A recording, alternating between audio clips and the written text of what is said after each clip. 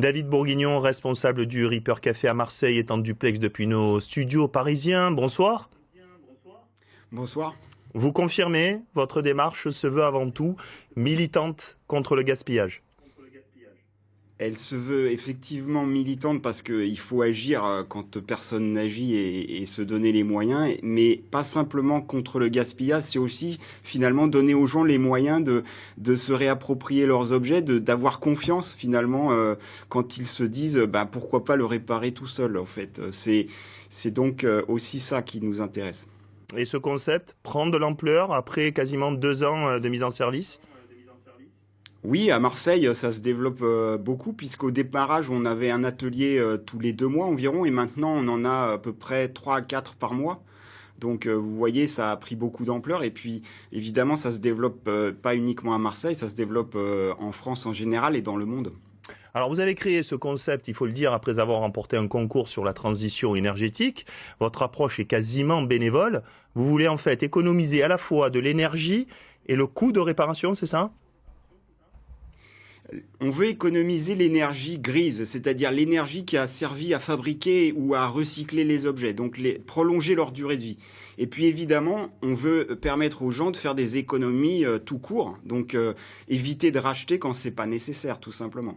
Oui, mais le problème n'est-il pas que les citoyens achètent de la mauvaise qualité finalement ? Alors effectivement, si on a un objet de mauvaise qualité, il va tomber plus facilement en panne et on aura finalement dépensé 2 fois son prix pour le racheter de nouveau. On pense qu'il faut aussi montrer aux gens qu'en achetant de la qualité, finalement on fait des économies sur le long terme. Mais c'est une façon de penser qui est un peu différente de celle que on a actuellement, je dirais, quand on va dans les supermarchés. Donc se dire qu'on peut aussi être acteur de la durée de vie de ces objets, pas tout seul mais avec d'autres, c'est ça l'idée des Reaper Café, c'est de se retrouver ensemble parce que c'est plus sympa et puis aussi c'est rassurant quand on n'a pas d'habitude ou de compétences techniques. Voilà, c'est tout ça qui fait les Reaper Café. Justement, depuis plus d'1 an, il y a une loi qui sanctionne les industriels qui réduisent volontairement la durée de vie des appareils. C'est la loi dite de l'obsolescence programmée. Vous luttez, vous, à votre façon, contre ces industriels ?